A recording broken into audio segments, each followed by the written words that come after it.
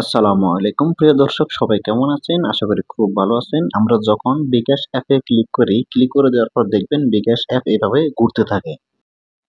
এরপর আপনারা দেখতে পাবেন এরকম একটা লেখা চলে আসছে। আপনাদের এখানে হয়তো ইংলিশে থাকতে পারে। এখানে লেখা আছে দুঃখিত, দুঃখিত সেবার মান উন্নয়নের জন্য বিকাশ অ্যাপে বর্তমানে রক্ষণাবেক্ষণের কাজ চলছে।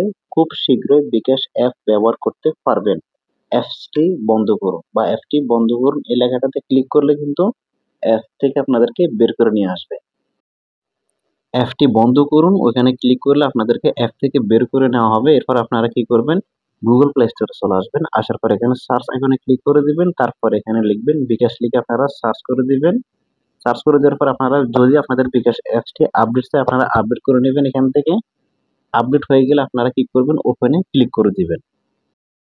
ওপেন এ ক্লিক করে দেওয়ার পর আপনারা দেখতে পাবেন যদি লেখাটা আবারও চলে আসে আপনারা অপেক্ষা করবেন। কিছু সময় নেবে, এরপর এটা ঠিক হয়ে যাবে। হয়তো আপনাদের এখানে ১০ মিনিট, ২০ মিনিট, আধা ঘন্টা, ১ ঘন্টা সময় নিতে পারে। এরপর ঠিক হয়ে যাবে। কিছুক্ষণ পর দেখবেন ওপেন হয়ে যাবে, এরকম চলে আসবে। তারপর আপনারা আপনাদের মোবাইল নাম্বার দিয়ে লগইন করে নিবেন।